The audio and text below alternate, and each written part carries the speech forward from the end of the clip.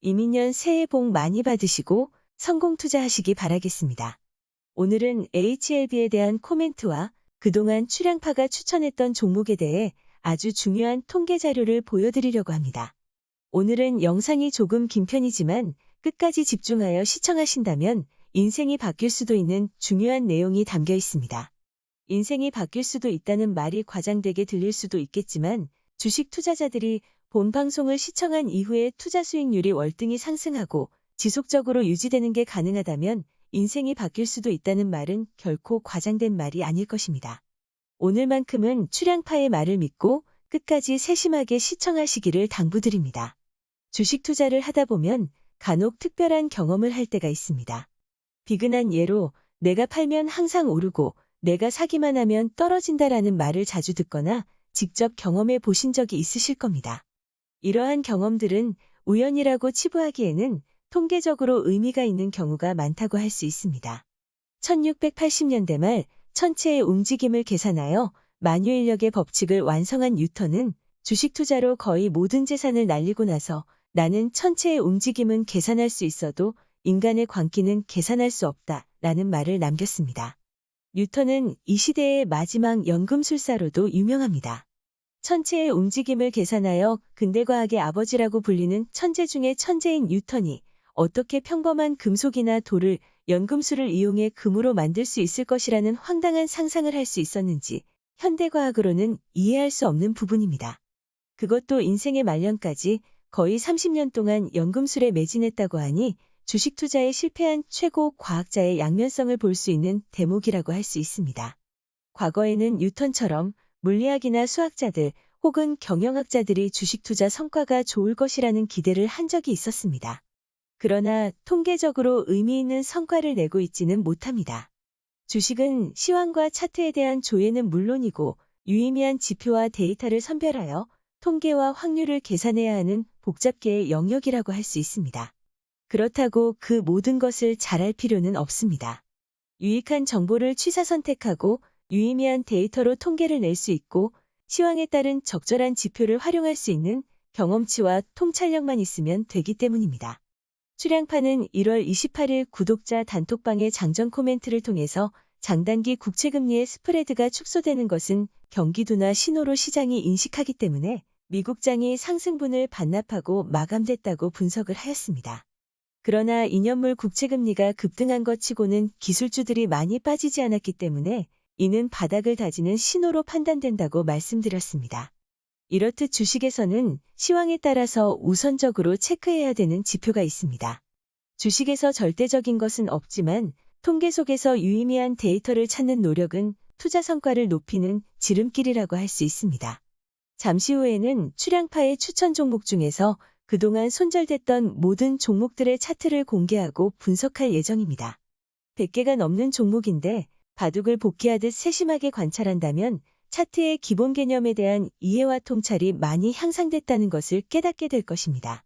차트에 대한 이해를 돕기 위해 잠시 배경 설명을 하고 진행하겠습니다.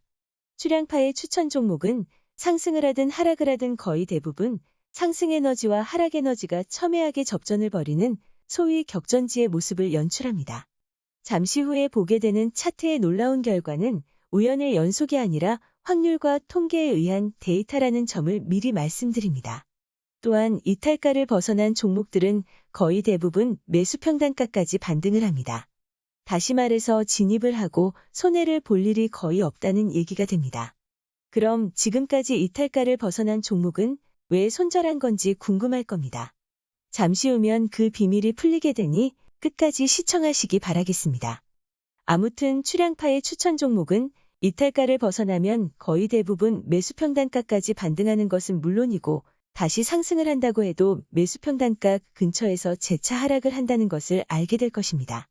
참고로 출양파가 수년간의 개인적인 매매를 통해서 통계를 집계한 결과 늦어도 50거래일 안에 90%가 넘게 매수평단가까지 반등한다는 결과가 나왔으니 참으로 놀라운 수치라고 할 수 있습니다.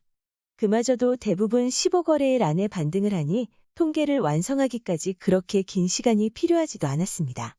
지금 보시는 차트는 얼마 전에 추천했다가 이탈했던 종목입니다. 그런데 지금 보시는 것처럼 출향파가 종목을 추천하고 나서 하락을 한다고 해도 바로 하락하는 경우는 거의 없고 대부분 지금 보시는 차트처럼 얼마 지나지 않아서 매수 평단가까지 반등한다는 것을 알게 되실 겁니다. 출향파의 매수 타점은 매수와 매도가 첨예하게 대립하는 격전지에서 상승 확률을 높게 보고 진입하기 때문에 진입 이후 힘없이 하락하는 경우는 거의 없습니다. 그런 일이 생기려면 특별한 악재가 돌발적으로 생겨야 하는데 특정 종목에 돌발 악재가 생길 확률이 그다지 많지 않습니다. 앞서 말씀드린 내용을 다시 강조하자면 앞으로는 손절하는 종목이 거의 없다는 말이 됩니다. 그 놀라운 매매 전략을 구정 연휴가 끝나면 본격적으로 시행할 예정입니다. 그럼 왜 처음부터 손절하지 않고 본절로 청산하는 매매 전략을 알려주지 않았느냐라는 의문에 답을 드리겠습니다. 이전 방송에서 그 이유를 자세히 말씀드리긴 했지만 시간 관계상 간단히 요약하면 유튜브를 처음 시작했을 때 투자의 기본적인 자세와 좋은 매매 습관을 위해서 노력하겠다라는 약속을 하게 되었는데 그런 약속을 지키기 위함이었다고 이해하시면 되겠습니다. 이 부분에 대해 좀 더 자세한 이유가 알고 싶다면 1월 17일에 업로드한 공지방송을 참고하시기 바랍니다.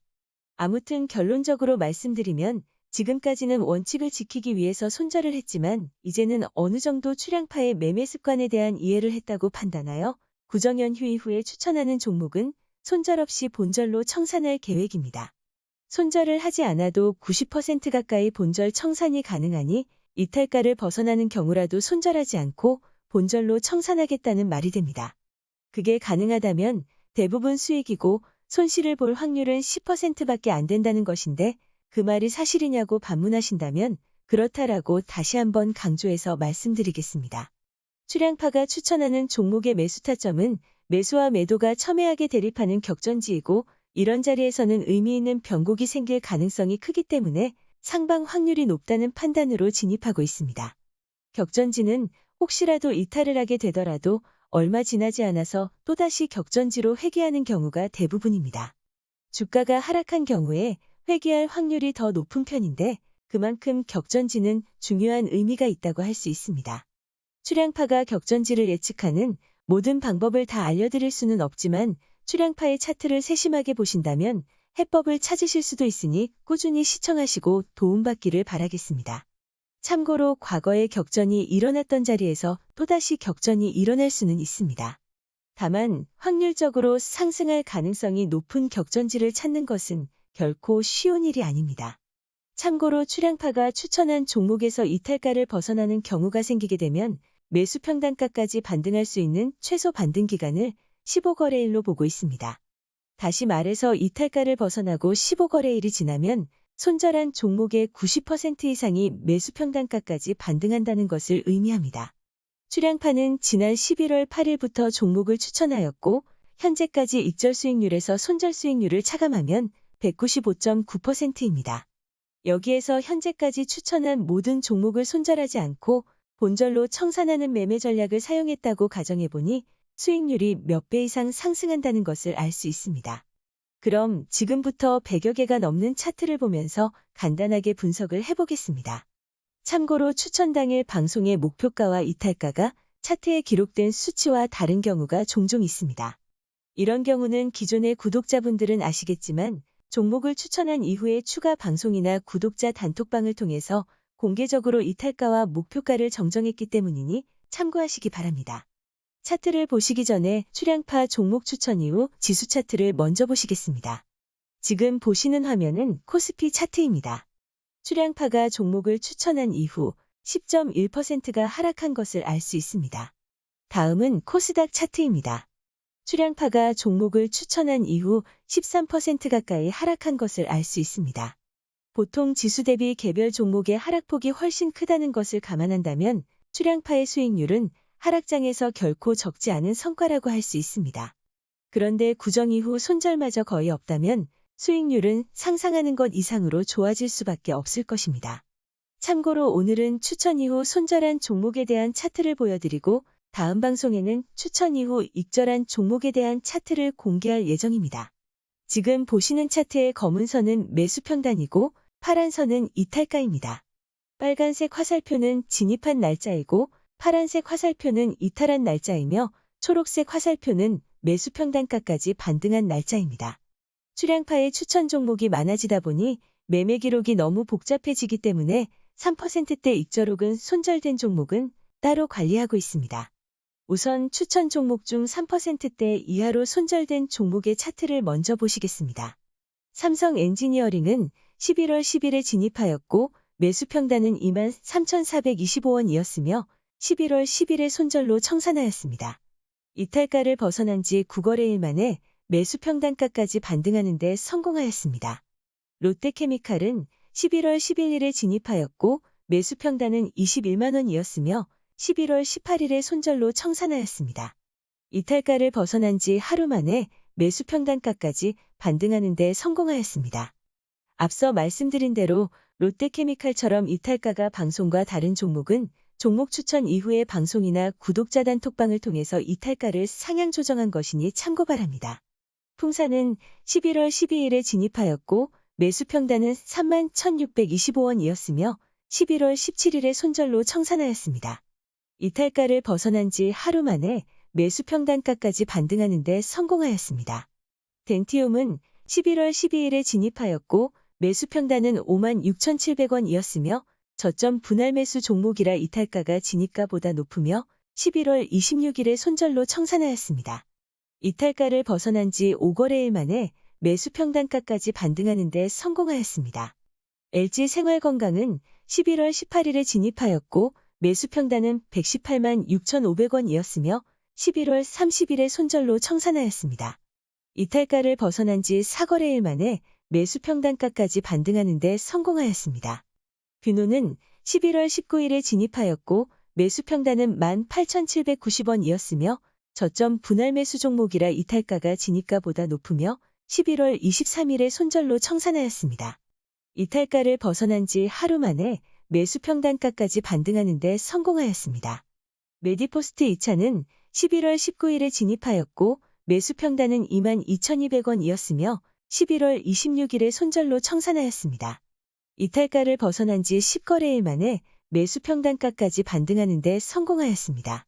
SK렌터카는 11월 22일에 진입하였고 매수 평단은 1,600원이었으며 11월 26일에 손절로 청산하였습니다. 이탈가를 벗어난 지 7거래일 만에 매수 평단가까지 반등하는 데 성공하였습니다. HMM2차는 11월 22일에 진입하였고 매수 평단은 25,475원이었으며 11월 24일에 손절로 청산하였습니다. 이탈가를 벗어난 지 6거래일 만에 매수 평단가까지 반등하는 데 성공하였습니다. 제주항공은 11월 23일에 진입하였고 매수 평단은 19,400원이었으며 진입한 다음날 손절로 청산하였습니다. 아직 매수 평단가까지 반등하지 못했으며 이탈가를 벗어난 지 46거래일이 되었는데 출향파 추천 종목 중에서 이탈된 후 가장 시간이 많이 지난 종목입니다. 다만 위드 코로나와 함께 조만간 매수 평단가까지 반등할 것으로 기대하고 있습니다. 참고로 항공주는 코로나에 민감한 종목인 만큼 이탈가를 준수하는 노력이 필요할 것입니다. 하나금융지주는 11월 23일에 진입하였고 매수 평단은 42,450원이었으며 11월 26일에 손절로 청산하였습니다. 이탈가를 벗어난 지 5거래일 만에 매수 평단가까지 반등하는 데 성공하였습니다. LS는 11월 24일에 진입하였고 매수 평단은 54,900원이었으며 11월 26일에 손절로 청산하였습니다. 이탈가를 벗어난 지 8거래일 만에 매수 평단가까지 반등하는 데 성공하였습니다. 하나투어는 11월 24일에 진입하였고 매수 평단은 74,100원이었으며 진입 당일 손절로 청산하였습니다. 이탈가를 벗어난 지 9거래일 만에 매수 평단가까지 반등하는 데 성공하였습니다. 더존비즈오는 11월 24일에 진입하였고 매수 평단은 77,200원이었으며 11월 29일에 손절로 청산하였습니다. 이탈가를 벗어난 지 3거래일 만에 매수 평단가까지 반등하는 데 성공하였습니다. BGF 리테일은 11월 25일에 진입하였고 매수 평단은 15만 2,250원이었으며 진입한 다음날 손절로 청산하였습니다. 이탈가를 벗어난 지 5거래일 만에 매수 평단가까지 반등하는 데 성공하였습니다. LS 엘렉트로닉은 11월 26일에 진입하였고 매수 평단은 56,550원이었으며 진입한 당일에 손절로 청산하였습니다. 이탈가를 벗어난 지 19거래일 만에 매수 평단가까지 반등하는 데 성공하였습니다. 원희가 EPS 2차는 11월 26일에 진입하였고 매수 평단은 39,825원이었으며 진입한 다음날 손절로 청산하였습니다. 이탈가를 벗어난 지 하루 만에 매수 평단가까지 반등하는 데 성공하였습니다. S1은 11월 26일에 진입하였고 매수 평단은 75,950원이었으며 진입한 당일에 손절로 청산하였습니다. 이탈가를 벗어난 지 하루 만에 매수 평단가까지 반등하는 데 성공하였습니다. 아모레퍼시픽은 11월 30일에 진입하였고 매수 평단은 16만 5,250원이었으며 진입한 당일에 손절로 청산하였습니다. 이탈가를 벗어난 지 하루 만에 매수 평단가까지 반등하는 데 성공하였습니다. 동국제강은 11월 17일에 진입하였고 매수 평단은 16,755원이었으며 진입한 당일에 손절로 청산하였습니다. 이탈가를 벗어난 지 4거래일 만에 매수 평단가까지 반등하는 데 성공하였습니다. LG생활건강 3차는 12월 6일에 진입하였고 매수 평단은 112만 6,700원이었으며 12월 20일에 손절로 청산하였습니다.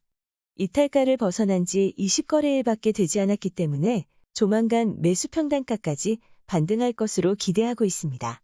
참고로 노란 동그라미 부분을 보시면 아시겠지만 출향파 이탈가 바로 직전에서 반등했다가 매수 평단가까지 상승한 것을 알 수 있습니다. 대아티아이는 11월 12일에 진입하였고 매수 평단은 5,880원이었으며 11월 22일에 손절로 청산하였습니다. 이탈가를 벗어난 지 3일 만에 매수 평단가까지 반등하는 데 성공하였습니다.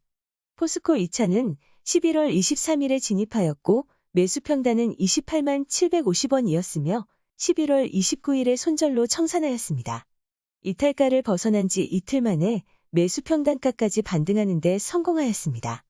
크래프톤 2차는 12월 2일에 진입하였고 매수 평단은 48만 2,670원이었으며 12월 6일에 손절로 청산하였습니다.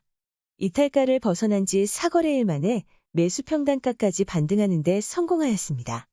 대한약품은 12월 6일에 진입하였고 저점 매수 전략으로 진입하여 매수 평단보다 이탈가가 높습니다.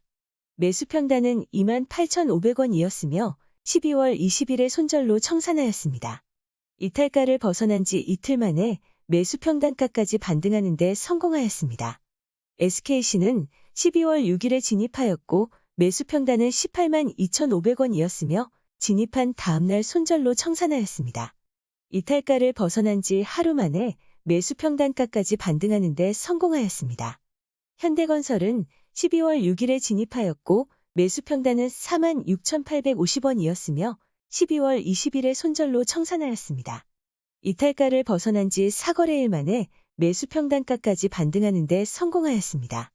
한국조선해양은 12월 8일에 진입하였고 매수 평단은 9만 7,700원이었으며 12월 20일에 손절로 청산하였습니다. 이탈가를 벗어난 지 10거래일 만에 매수 평단가까지 반등하는 데 성공하였습니다. 롯데케미칼 3차는 12월 24일에 진입하였고 매수 평단은 22만 5,500원이었으며 12월 30일에 손절로 청산하였습니다. 이탈가를 벗어난 지 5거래일 만에 매수 평단가까지 반등하는 데 성공하였습니다. SK바이오사이언스는 12월 30일에 진입하였고 매수 평단은 22만 1,500원이었으며 1월 5일에 손절로 청산하였습니다. 이탈가를 벗어난 지 3거래일 만에 매수 평단가까지 반등하는 데 성공하였습니다. 컴투스는 12월 6일에 진입하였고 매수 평단은 13만 8,700원이었으며 진입한 당일에 손절로 청산하였습니다. 이탈가를 벗어난 지 하루 만에 매수 평단가까지 반등하는 데 성공하였습니다. 효성중공업은 12월 30일에 진입하였고 매수 평단은 5만 8,130원이었으며 1월 10일에 손절로 청산하였습니다. 이탈가를 벗어난 지 14거래일밖에 되지 않았기 때문에 조만간 매수 평단가까지 반등할 것으로 기대하고 있습니다.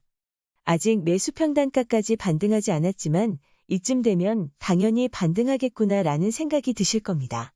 카이노스메드는 12월 30일에 진입하였고 매수 평단은 2,388원이었으며 1월 10일에 손절로 청산하였습니다. 이탈가를 벗어난 지 이틀 만에 매수 평단가까지 반등하는 데 성공하였습니다. 삼성 SDI는 12월 24일에 진입하였고 매수 평단은 64만 8천 원이었으며 1월 10일에 손절로 청산하였습니다. 이탈가를 벗어난 지 이틀 만에 매수 평단가까지 반등하는 데 성공하였습니다. 센트럴모텍은 12월 8일에 진입하였습니다. 센트럴모텍도 진입 이후에 방송을 통해 이탈가가 조정한 종목들이니 참고하시기 바랍니다. 매수 평단은 21,750원이었고 12월 20일에 손절로 청산하였습니다. 이탈가를 벗어난 지 하루 만에 매수 평단가까지 반등하는 데 성공하였습니다. 신세계 INC는 12월 8일에 진입하였고 매수 평단은 18만 2,750원이었으며 12월 15일에 손절로 청산하였습니다. 이탈가를 벗어난 지 3거래일 만에 매수 평단가까지 반등하는 데 성공하였습니다. 효성 TNC 3차는 1월 12일에 진입하였고 매수 평단은 54만 2천 원이었으며 진입한 다음날 손절로 청산하였습니다. 이탈가를 벗어난 지 11거래일밖에 되지 않았기 때문에 조만간 매수 평단가까지 반등할 것으로 기대하고 있습니다. 효성 TNC처럼 이탈을 의미하는 파란 화살표가 우측에 보인다면 이탈한 지 얼마 안 된 종목들입니다. 이런 종목들은 최소 반등 시간인 15거래일이 안 됐다는 점을 참고하시기 바랍니다. 뷰노 2차는 1월 13일에 진입하였고 매수 평단은 이탈가와 동일한 16,400원이었으며 1월 17일에 손절로 청산하였습니다. 이탈가를 벗어난 지 10거래일밖에 되지 않았기 때문에 조만간 매수 평단가까지 반등할 것으로 기대하고 있지만 시총이 1,300억 밖에 안 되는 종목이라 이탈가를 준수해야 하는 종목입니다. 펄어비스는 1월 13일에 진입하였고 매수 평단은 11만 7,500원이었으며 진입한 당일에 손절로 청산하였습니다. 이탈가를 벗어난 지 6거래일 만에 매수 평단가 직전까지 반등하였지만 터치하지는 못했습니다. 다만 이탈가를 벗어난 지 11거래일밖에 되지 않았기 때문에 조만간 매수 평단가까지 반등할 것으로 기대하고 있습니다. 정부의 게임 산업 규제로 섹터가 전반적으로 힘을 쓰지 못하고 있지만 메타버스와 P2E 그리고 NFT에 대해서 대세를 거스를 수는 없다고 생각하셔야 할 것입니다. 대우건설은 12월 7일에 진입하였고 매수 평단은 5,793원이었으며 1월 18일에 손절로 청산하였습니다. 이탈가를 벗어난 지 이틀 만에 매수 평단가까지 반등하는 데 성공하였습니다. 엠브레인은 12월 30일에 진입하였고 매수 평단은 8,625원이었으며 1월 17일에 손절로 청산하였습니다. 이탈가를 벗어난 지 3거래일 만에 매수 평단가까지 반등하는 데 성공하였습니다. 현대모비스는 1월 6일에 진입하였고 매수 평단은 26만 170원이었으며 1월 17일에 손절로 청산하였습니다. 이탈가를 벗어난 지 9거래일밖에 되지 않았기 때문에 조만간 매수 평단가까지 반등할 것으로 기대하고 있습니다. 현대모비스는 정의선발 호재를 기대하고 진입했는데 현대의 중고차 사업에 대한 정부의 제재 움직임이 있고 나서 현대차 그룹주가 일제히 하락한 상태에서 동반 하락했습니다. 현대차의 중고차 사업 진출 문제는 대선을 전후해서 해결될 가능성이 높기 때문에 조만간 반등할 것으로 기대하는 종목입니다. 이러한 이유로 저점 매수 전략도 괜찮다고 할 수 있습니다. 현대미포조선은 1월 12일에 진입하였고 매수 평단은 7만 7,370원이었으며 1월 18일에 손절로 청산하였습니다. 이탈가를 벗어난 지 하루 만에 매수 평단가까지 반등하는 데 성공하였습니다. 카카오 2차는 1월 12일에 진입하였고 매수 평단은 9만 5,550원이었으며 1월 14일에 손절로 청산하였습니다. 이탈가를 벗어난 지 10거래일밖에 되지 않았기 때문에 조만간 매수 평단가까지 반등할 것으로 기대하고 있습니다. 마찬가지로 최소 반등 기간인 15거래일이 되지 않았습니다. 솔브레인은 1월 12일에 진입하였고 매수 평단은 25만 9천원이었으며 1월 17일에 손절로 청산하였습니다. 이탈가를 벗어난 지 9거래일밖에 되지 않았기 때문에 조만간 매수 평단가까지 반등할 것으로 기대하고 있습니다. 마찬가지로 최소 반등 기간인 15거래일이 되지 않습니다. 효성첨단소재 2차는 1월 14일에 진입하였고 매수 평단은 53만 3천원이었으며 1월 17일에 손절로 청산하였습니다. 이탈가를 벗어난 지 9거래일밖에 되지 않았기 때문에 조만간 매수 평단가까지 반등할 것으로 기대하고 있습니다. 최소 반등 기간인 15거래일이 되지 않습니다. 포스코케미칼은 1월 14일에 진입하였고 매수 평단은 12만 9,250원이었으며 1월 18일에 손절로 청산하였습니다. 이탈가를 벗어난 지 3일 만에 정확하게 매수 평단가까지 반등하는 데 성공하였습니다. 동화기업은 1월 14일에 진입하였고 매수 평단은 8만 3,050원이었으며 진입한 당일에 손절로 청산하였습니다. 이탈가를 벗어난 지 하루 만에 매수 평단가까지 반등하는 데 성공하였습니다. 레드캡투어는 12월 3일에 진입하였고 매수 평단은 19,400원이었으며 중간에 이탈가를 상향 조정하여 1월 24일에 손절로 청산하였습니다. 이탈가를 벗어난 지 3일 만에 매수 평단가까지 반등하는 데 성공하였습니다. 지앤원에너지는 12월 30일에 진입하였고 매수 평단은 2,670원이었으며 1월 17일에 손절로 청산하였습니다. 이탈가를 벗어난 지 4거래일 만에 매수 평단가까지 반등하는 데 성공하였습니다. S-오일 2차는 1월 12일에 진입하였고 매수 평단은 92,400원이었으며 1월 21일에 손절로 청산하였습니다. 이탈가를 벗어난 지 5거래일밖에 되지 않았기 때문에 조만간 매수 평단가까지 반등할 것으로 기대하고 있습니다. 마찬가지로 최소 반등 기간인 15거래일이 되지 않습니다. 금호석유 2차는 1월 12일에 진입하였고 매수 평단은 16만 5,330원이었으며 1월 21일에 손절로 청산하였습니다. 이탈가를 벗어난 지 5거래일밖에 되지 않았기 때문에 조만간 매수 평단가까지 반등할 것으로 기대하고 있습니다. 최소 반등 기간인 15거래일이 되지 않습니다. RFHIC는 1월 12일에 진입하였고 매수 평단은 32,500원이었으며 1월 18일에 손절로 청산하였습니다. 이탈가를 벗어난 지 10거래일밖에 되지 않았기 때문에 조만간 매수 평단가까지 반등할 것으로 기대하고 있습니다. RFHIC는 그동안 소외받기도 했고 메타버스 시대의 필수적인 5G 산업을 영위하는 만큼 위드 코로나가 본격화된다면 적지 않은 매기가 쏠릴 것으로 기대되는 종목입니다. 최소 반등 기간인 15거래일이 되지 않습니다. 리노공업은 1월 12일에 진입하였고 매수 평단은 18만 4,430원이었으며 1월 24일에 손절로 청산하였습니다. 이탈가를 벗어난 지 하루 만에 매수 평단가까지 반등하는 데 성공하였습니다. 한국콜마는 1월 13일에 진입하였고 매수 평단은 3만 8,000원이었으며 1월 19일에 손절로 청산하였습니다. 이탈가를 벗어난 지 이틀 만에 매수 평단가까지 반등하는 데 성공하였습니다. 일진머티리얼즈는 1월 14일에 진입하였고 매수 평단은 11만 500원이었으며 1월 19일에 손절로 청산하였습니다. 이탈가를 벗어난 지 하루 만에 매수 평단가까지 반등하는 데 성공하였습니다. 펄어비스 2차는 1월 21일에 진입하였고 매수 평단은 10만 9,360원이었으며 1월 24일에 손절로 청산하였습니다. 이탈가를 벗어난 지 4거래일밖에 되지 않았기 때문에 조만간 매수 평단가까지 반등할 것으로 기대하고 있습니다. 참고로 최소 반등 기간인 15거래일이 되지 않습니다. 한국타이어앤테크는 1월 21일에 진입하였고 매수 평단은 3만 5,530원이었으며 1월 25일에 손절로 청산하였습니다. 이탈가를 벗어난 지 3거래일밖에 되지 않았기 때문에 조만간 매수 평단가까지 반등할 것으로 기대하고 있습니다. 참고로 자동차 관련주는 위드 코로나가 본격화되어 공급망이 해소될 조짐이 보이면 필히 포트폴리오에 추가해야 되는 섹터라고 할 수 있습니다.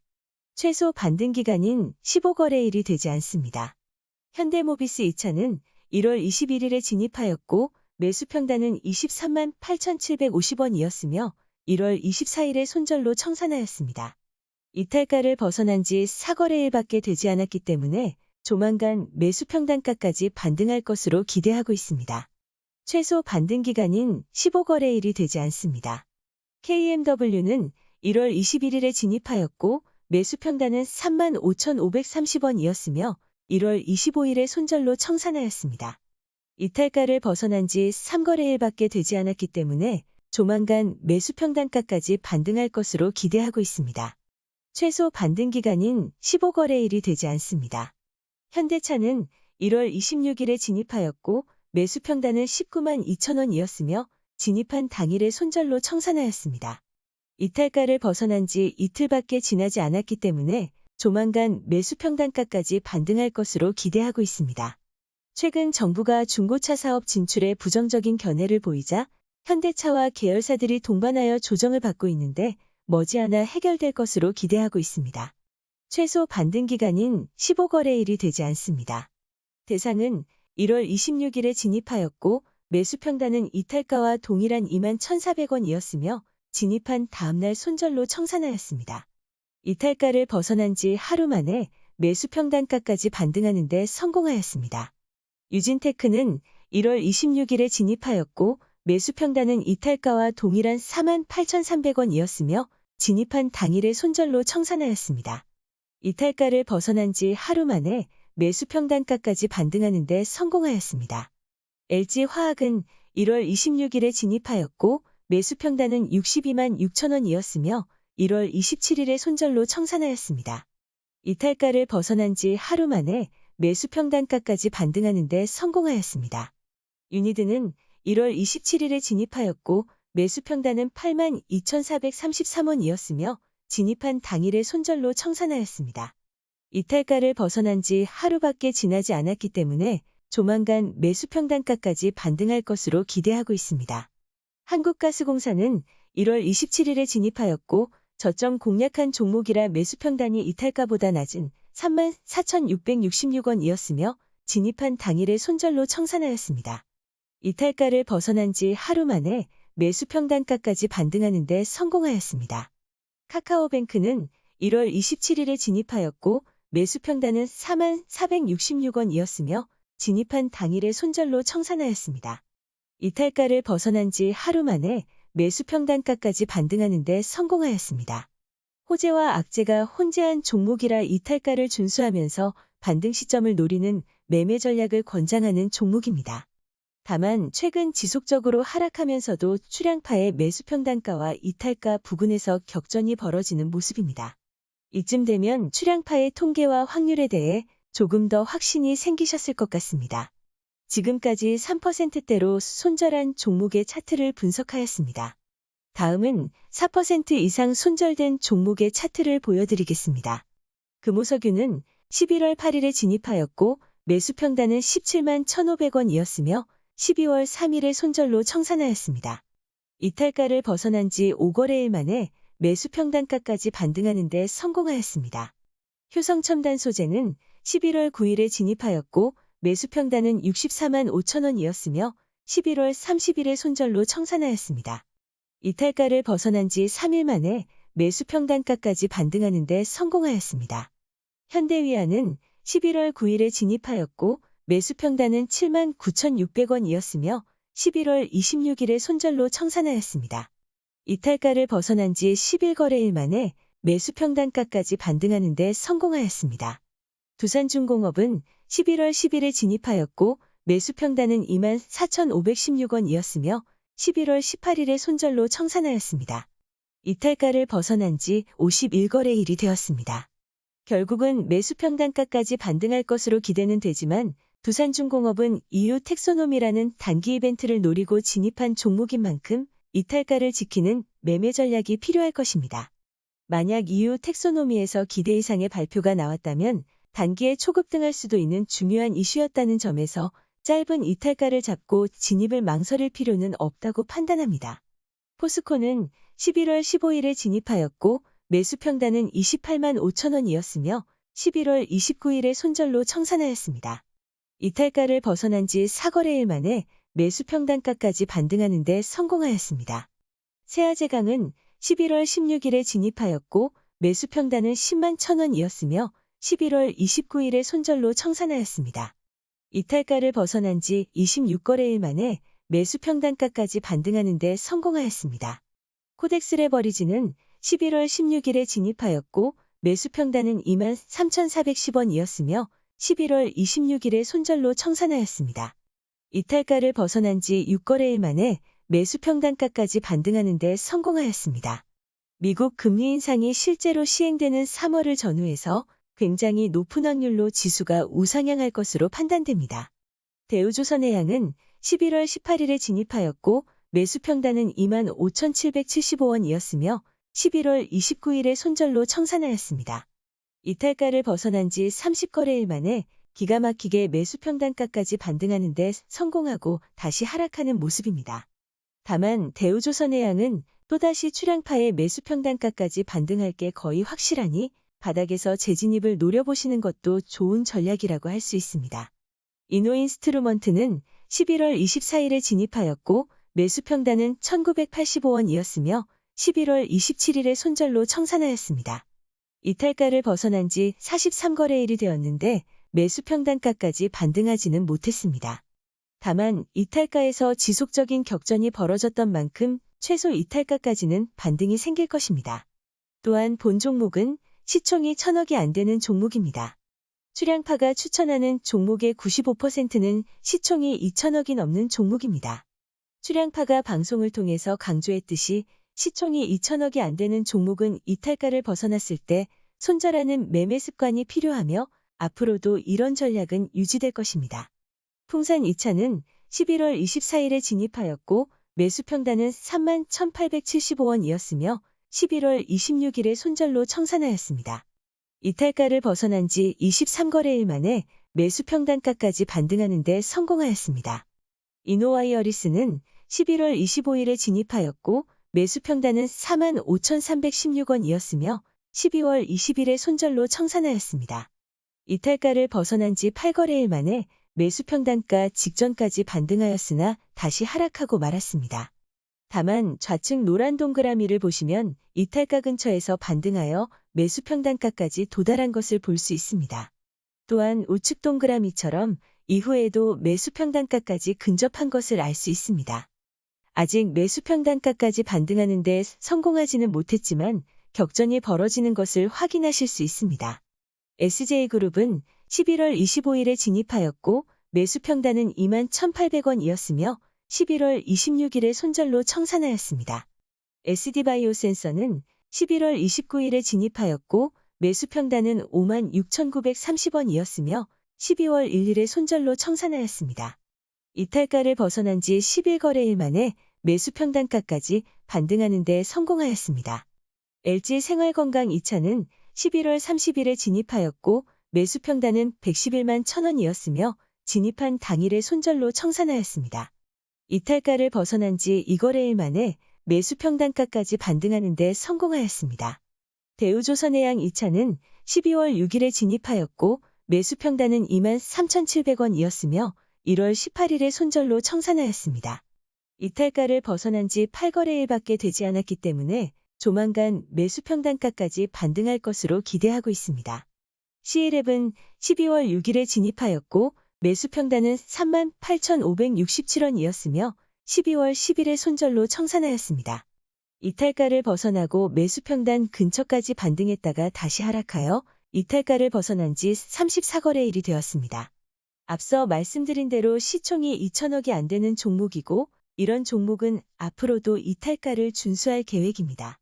포스코 3차는 12월 6일에 진입하였고 매수 평단은 27만 7,750원이었으며 목표가 근처까지 갔지만 물적 분할이라는 악재를 이기지 못하고 하락하여 1월 27일에 손절로 청산하였습니다.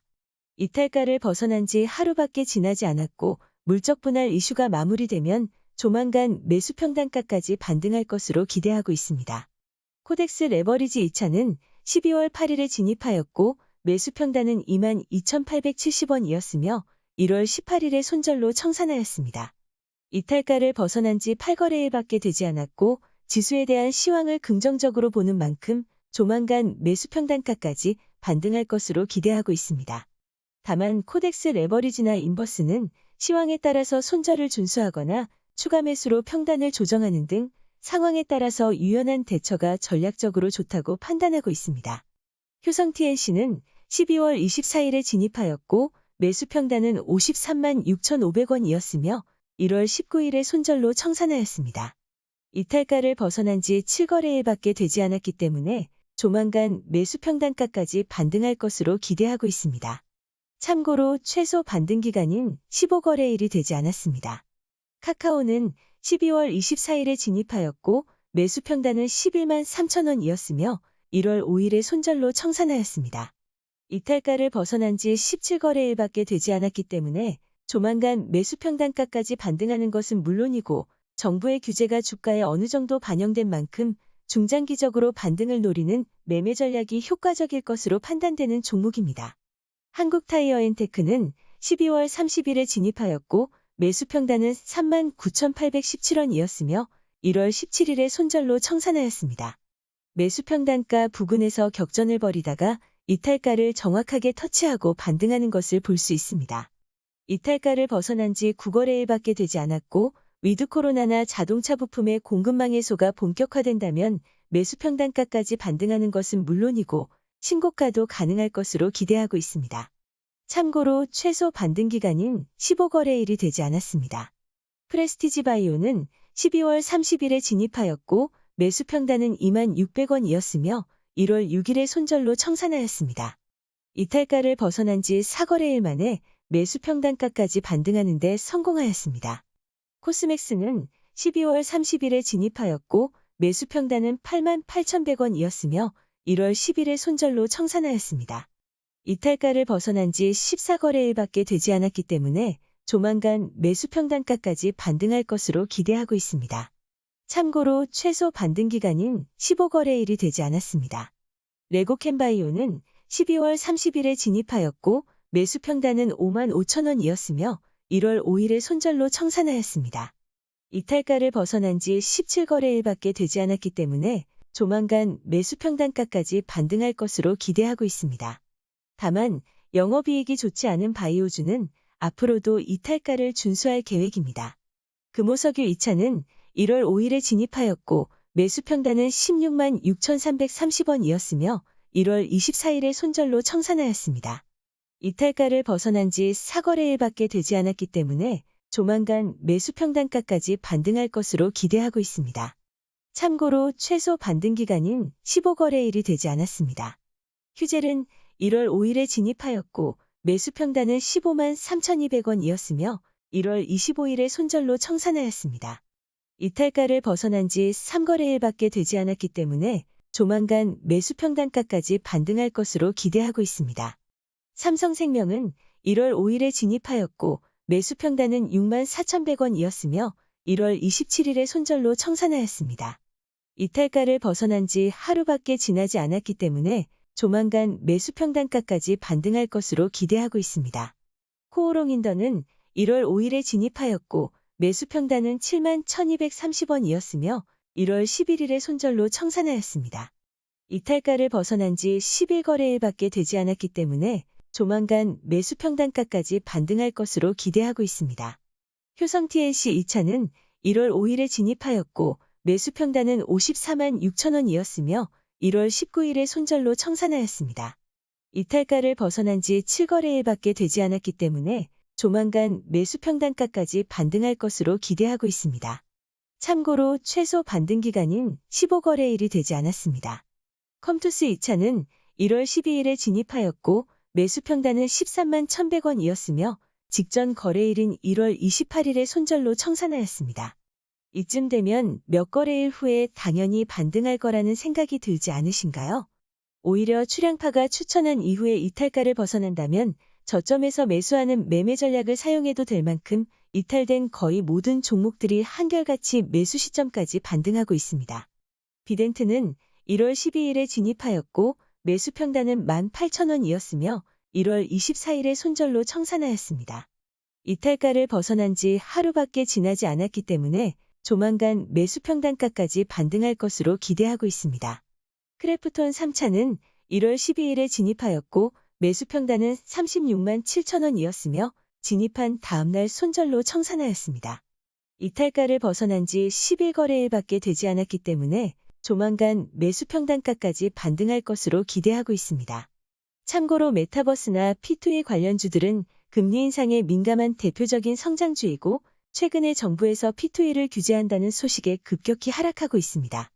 다만 개별 종목이 아닌 섹터 전체가 빠지는 경우에는 바닥에서 잘만 공략을 한다면 더 큰 수익을 줄 것으로 기대하고 있습니다. 참고로 최소 반등 기간인 15거래일이 되지 않았습니다. 하이브는 1월 12일에 진입하였고 매수 평단은 28만 6,330원이었으며 1월 25일에 손절로 청산하였습니다. 이탈가를 벗어난 지 3거래일밖에 되지 않았기 때문에 조만간 매수 평단가까지 반등할 것으로 기대하고 있습니다. 종근당은 1월 13일에 진입하였고 매수 평단은 10만 4,500원이었으며 1월 17일에 손절로 청산하였습니다. 이탈가를 벗어난 지 10거래일밖에 되지 않았기 때문에 조만간 매수 평단가까지 반등할 것으로 기대하고 있습니다. 참고로 최소 반등 기간인 15거래일이 되지 않았습니다. 호텔신라는 1월 14일에 진입하였고 매수 평단은 7만 5,900원이었으며 1월 25일에 손절로 청산하였습니다. 이탈가를 벗어난 지 3거래일밖에 되지 않았기 때문에 조만간 매수 평단가까지 반등할 것으로 기대하고 있습니다. 삼성 SDI 2차는 1월 14일에 진입하였고 매수 평단은 64만 9천원이었으며 1월 27일에 손절로 청산하였습니다. 이탈가를 벗어난 지 하루밖에 지나지 않았기 때문에 조만간 매수 평단가까지 반등할 것으로 기대하고 있습니다.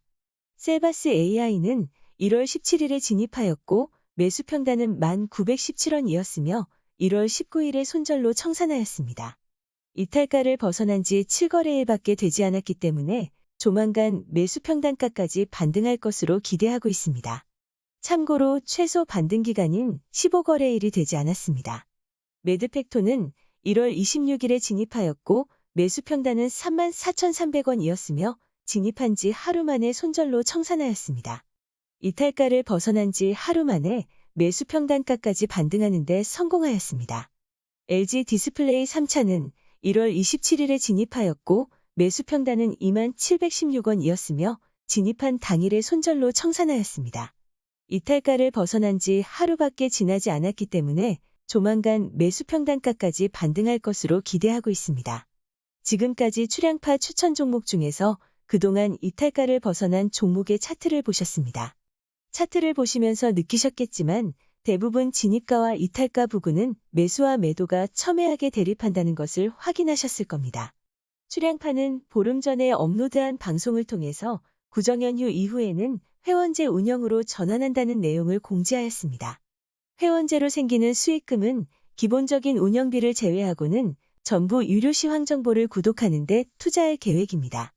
글로벌 증권가에는 각자의 섹터에서 존재감을 드러내는 훌륭한 시황 분석가와 이를 바탕으로 한 우수한 유료 데이터들이 많습니다. 정보의 가치에 비례해서 구독하는 비용도 만만치 않습니다. 출향파가 회원제로 방송 개편을 하는 이유는 회원제로 인한 수익을 올리기 위한 목적이 아닙니다. 수익금을 활용하여 다양한 고급 정보들을 선제적으로 확보하고 이러한 정보를 바탕으로 출향파 운영진들과 회원 여러분들의 투자 수익을 올리기 위해 사용할 것이라는 것을 다시 한번 강조드립니다. 출향파 자체적으로만 봤을 때도 회원제를 통해서 얻게 되는 수익보다는 수익금을 활용해서 투자 성과를 극대화하는 게 훨씬 큰 투자 수익을 올릴 수 있다고 확신하고 있습니다. 참고로 금일 공개한 자료는 출향파 운영진들이 적지 않은 시간을 들여서 꼼꼼하게 검수하여 준비한 내용들입니다. 운영진들도 사람인지라 실수가 있을 수도 있고 완전한 믿음을 위해서는 시청하시는 여러분들이 금일 방송 내용이 사실인지를 직접 검증해 보는 것도 좋은 방법일 것입니다. 출향파는 추천한 당일의 자료를 모두 공개하고 있으니 검증하는 것도 그리 어렵지 않습니다. 앞서 말씀드린 대로 목표가나 이탈가를 추천 이후 업로드한 방송이나 구독자 단톡방을 통해서 공식적으로 변경한 것도 있으니 이 점만 참고하셔서 검증하시면 될 것입니다. 보통의 주식 전문가들은 종목을 추천하면 진입 후 실패한 종목은 언급을 회피하고 추천 후 상승한 종목만 부각하는 경우가 많습니다. 이런 꼼수는 선진 주식시장에서는 거의 통하지 않습니다. 전문가들을 검증하는 전문가가 있을 정도로 실력이 없다면 함부로 종목을 추천하지도 못합니다. 출향파는 국내 최초로 추천 당일의 영상 자료를 모두 공개하여 투명하게 검증을 받고 있습니다. 이런 문화가 국내에도 정착되기를 바라지만 아무래도 국내 주식시장은 투자자들의 저변이 확대된 지도 얼마 되지 않았고 숙련되지 않은 전문가들도 많다 보니 이런 문화가 정착되기까지는 시간이 필요할 것으로 보여집니다. 다음은 HLB에 관련하여 코멘트하겠습니다. HLB가 지난 금요일에 적지 않은 반등을 하였습니다. 그런데 거래량이 100만 주도 안 되기 때문에 거래량만 놓고 본다면 큰 의미가 없다고 할 수 있습니다. 출량파는 장기 투자 목적으로 HLB를 보유하고 있으며 중기 대응 목적으로는 4만 원 아래 변곡점에서 분할로 꾸준히 매집하고 있습니다. 그런데 지난 금요일 장전에는 통계적으로 반등할 가능성이 높은 신호가 포착되어 종목을 추천할 때 HLB 분할 매수를 다시 권고하였습니다. 만약 출량파가 HLB를 보유하지 않았다면 공식적으로 추천 종목에 포함했을 만큼 상승 가능성이 높은 차트가 그려진 것입니다. 그런데 종가를 보니 단기 상승 파동을 형성할 가능성이 더 커졌다는 판단을 하게 되었고 2월 3일에 단기 대응 목적으로 추가 진입을 추천할 계획입니다. 오늘 방송을 통해 미리 예고를 하자면 이탈가를 29,750원으로 잡고 진입하기 좋은 자리입니다. 주식은 100%가 없기 때문에 무조건 상승한다고 장담할 수는 없지만 확률이 높은 곳에 지속적으로 투자한다면 통계적으로 투자 성과가 좋을 수밖에 없습니다. 또한 이런 자리는 상승을 하지 못하고 하락한다고 해도 얼마 지나지 않아 29,750원 부근을 다시 터치할 가능성이 90% 가까이 됩니다. 진입가를 미리 말씀드리면 2% 이하 시가의 3분의 1을 진입하고 3550원의 3분의 1을 진입하고 31,100원의 3분의 1을 진입하겠습니다. 1차 목표가는 34,850원이고 최종 목표가는 36,000원입니다. 이탈가는 29,750원이며 이탈가를 벗어나면 손절하지 않고 평균 매수가에서 본절 청산하는 것을 기준으로 합니다. 이렇게 하면 기대 손실은 거의 없고 기대 수익만 있는 자리라고 할 수 있습니다. 간혹 중장기 대응과 단기 대응을 오해하는 분들이 계십니다. 장기 대응은 특정한 시점에서 매수를 하여 말 그대로 목표한 주가가 올 때까지 장기로 투자하는 것입니다. 출량파는 얼마 전부터 중기 대응 목적으로 HLB를 4만 원 아래에서 분할 매집을 추천하였습니다. 분할 매집이라는 의미는 본인의 진입 물량을 사전에 계획하고 자신이 정한 최대 하락폭까지 분할로 진입하면 되는 것입니다. 2% 하락할 때마다 매집을 하든 3% 하락할 때마다 매집을 하든 변곡점에서만 매집을 하든 각자의 투자 전략에 따라 결정하겠지만 중요한 것은 매집에 대한 계획을 세우고 그대로 이행해야 한다는 것입니다. 이와 반대로 단기 대응은 아무리 시황이 좋다고 하더라도 짧은 파동에서만 수익을 내는 것입니다. 만약 진입 후 예상과 다르게 하락했다면 손절을 하거나 본절까지 반등했을 때 청산하는 방식입니다. 출량파가 자주 강조했듯이 계좌를 여러 개로 분리하고 단기 대응과 중장기 대응을 구분하는 것은 성공 투자를 위한 중요한 투자 습관이니 참고하시기 바라겠습니다. 오늘은 출량파 유튜브 사상 가장 긴 시간을 할애하여 방송을 하였습니다. 다음 시간에는 유료 회원제와 관련한 일정과 그에 따른 세부 내용을 업로드할 예정입니다. 이상으로 금일 방송을 마치겠습니다.